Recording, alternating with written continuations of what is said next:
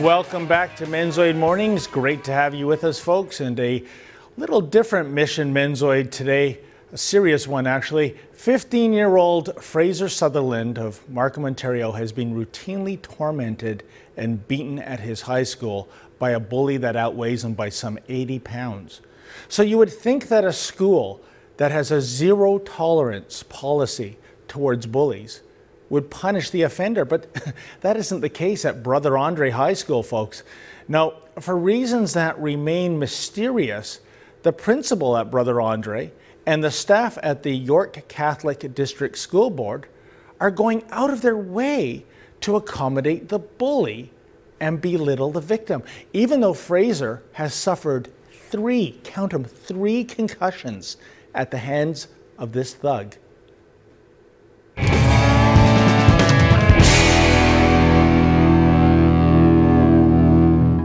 Well, I'm here at Brother Andre's School in Markham, Ontario, and this is an interesting story of bullying, folks. 15-year-old Fraser Sutherland is a student here at Brother Andre, and the bully, after several beatings and even several concussions, was finally expelled from the school in January.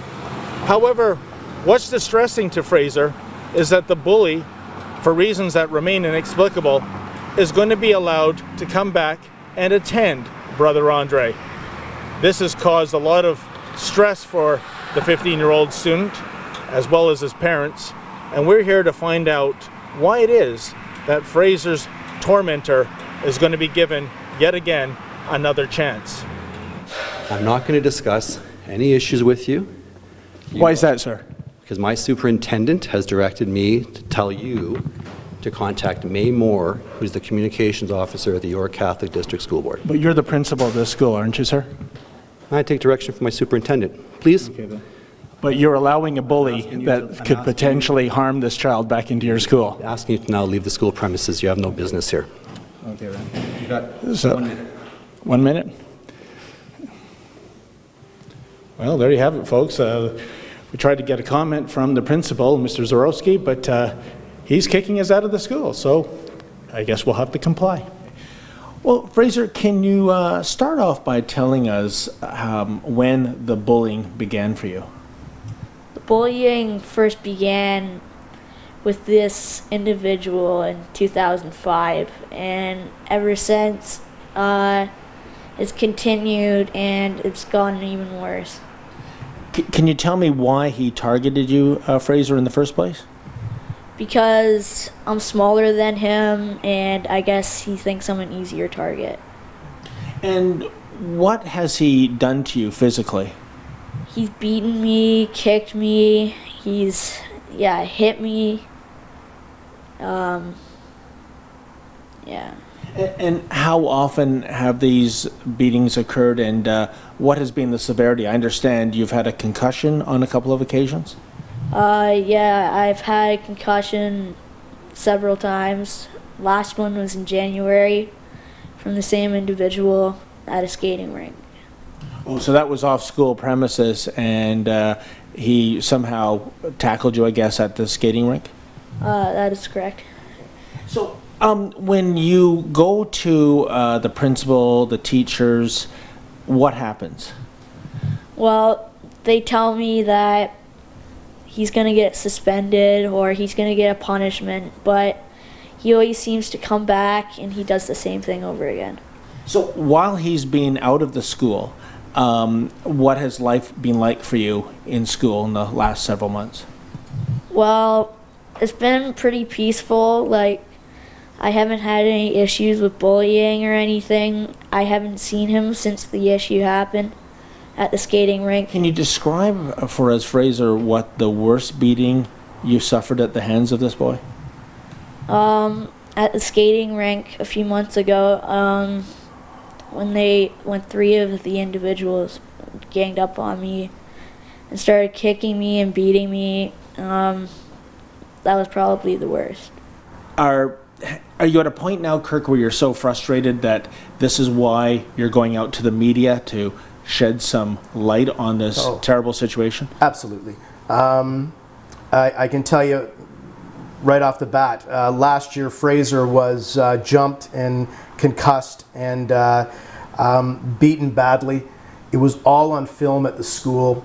As I said before, this individual, he was suspended by means of a holiday.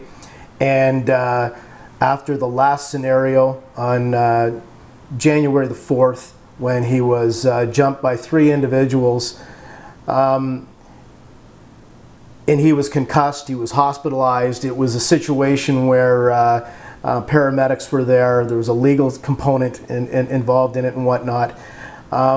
You feel at that point that enough is enough. They have listened. Perhaps maybe justice will serve.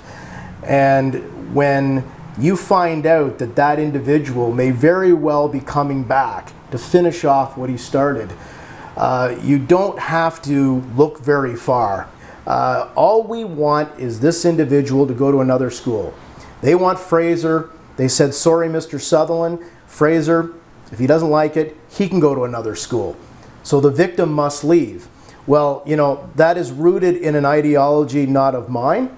And I have become so frustrated. I have become so anxious and worried about the safety of my son that I really and honestly have no other option but to take it to another level. And that's why I'm here. Well, folks, we're at the York Catholic District School Board in Aurora, Ontario, and we tried to get some commentary from some of the experts that are being assigned to the Fraser Sutherland case. We tried to speak to Director of Education Susan LaRosa and the Associate Director of Education Patricia Preston. As well, we tried to speak to Mary Constantino. She's the Superintendent of Education. And we tried to speak to the behavioral specialist. That would be Janet Boyne. None of them were available. We did, however, speak to the communications person here, May Moore, and it turns out our errand here, it's a moot point. According to Ms. Moore, the privacy and the confidentiality of the offender essentially trumps public safety. They can't release any information involving the offender, so we'll just have to go on good faith that these experts at the York District Catholic School Board know what they're doing. Let's hope so. For Sun News Network, I'm David the Menzoid Menzies.